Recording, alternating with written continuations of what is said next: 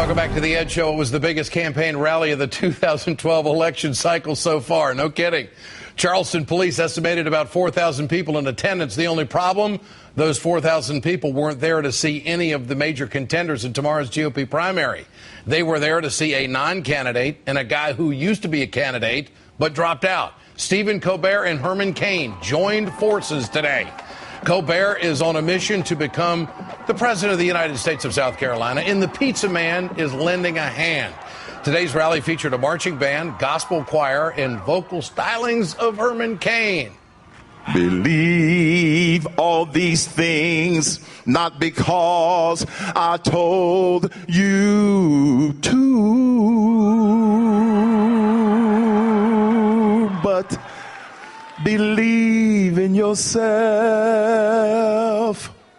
America. Since Colbert couldn't get his name on the South Carolina ballot, he's asking South Carolina voters to vote for Herman Cain. I want you to vote for Herman Cain because Herman Cain is me. We both refuse to play by Washington's rules. We both flout convention when it comes to things like taxes and debt and how many Beckys there are in Becky, Becky, Becky, Stan, Stan. I say 3, Herman says 4. National Geographic is working on it.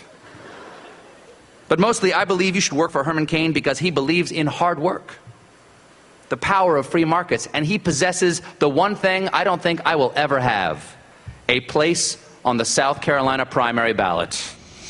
And in a preview of tomorrow's contest, Asia, a local circus elephant, cast her vote.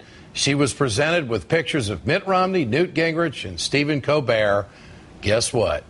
She, of course, picked Stephen Colbert. Ooh, it's going to be something tomorrow. I'm joined again tonight by Goldie Taylor, Steve Bennett of the Washington Monthly, and MSNBC contributor Jimmy Williams. Goldie, seriously, what effect will Colbert have on this election? I mean, he's polling at 13%. What does this mean?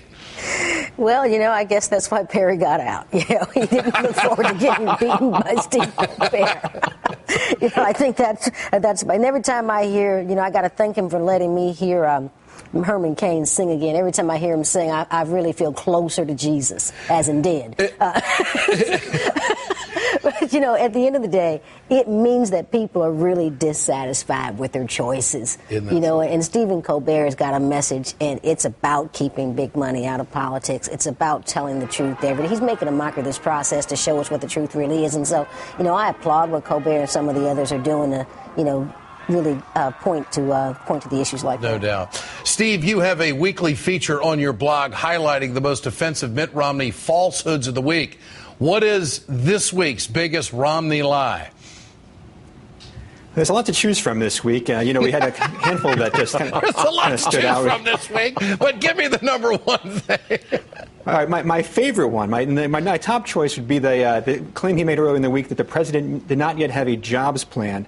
That just struck me as astounding that Mitt Romney would make that claim after we've had months of debate about the American Jobs Act, after the president gave a speech to a joint session of Congress. I'm thinking, how in the world could even Mitt Romney have missed all of this? Yeah. The debate, the speech, the analyses, the scrutiny.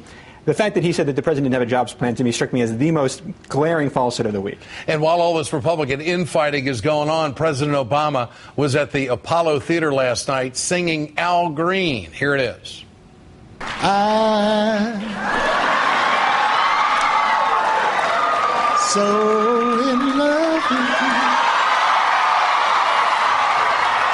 All right, Jimmy, no doubt he's better than Herman Cain, but is there any chance we could get Bill Clinton on the saxophone and the president carrying a tune? What do you think? Well, I think it'd make for a hell of a theatrical performance, but not nearly as the theatrical performance of the Colbert-Cain show down in South Carolina that we had. Look, I had no idea that Barack Obama could sing as well as he could, and I'm a little bit blown away. I think, you know what, I don't like that kind of stuff. I don't like when Herman Cain sings.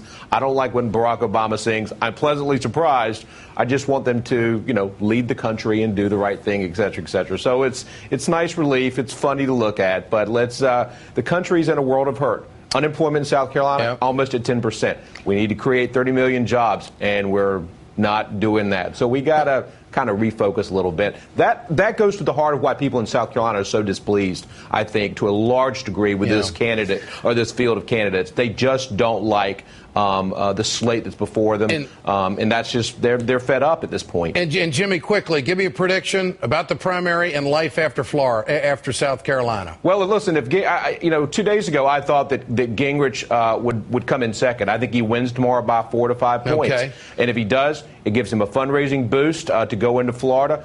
Florida's an expensive state. 4 major media markets. It's a hell of a lot of money, and I don't know that he's going to have that money, but it's going to make Romney suffer a little bit. So. Steve Bannon, your call. Tomorrow and life after South Carolina. I say Gingrich by about 6 points, and I think the previous point about Florida being expensive is important, but Gingrich also has demonstrated an appeal with older voters who have a very strong influence in Florida. I think he'll be competitive there, too. What do you think, Goldie? I think it's Gingrich tomorrow. I think it's Gingrich by 4 or 5. But after Florida, you've got Mississippi and Alabama and all of those other red states. You've got Georgia, where he's going to bring it all home, and so that's going to extend this process, just a little bit longer. And Romney just has no chance of locking it up if he loses South Carolina. Goldie Taylor, Steve Bannon, Jimmy Williams. Always a pleasure. Great to have you with us tonight. Thanks very much for being on the Ed Show.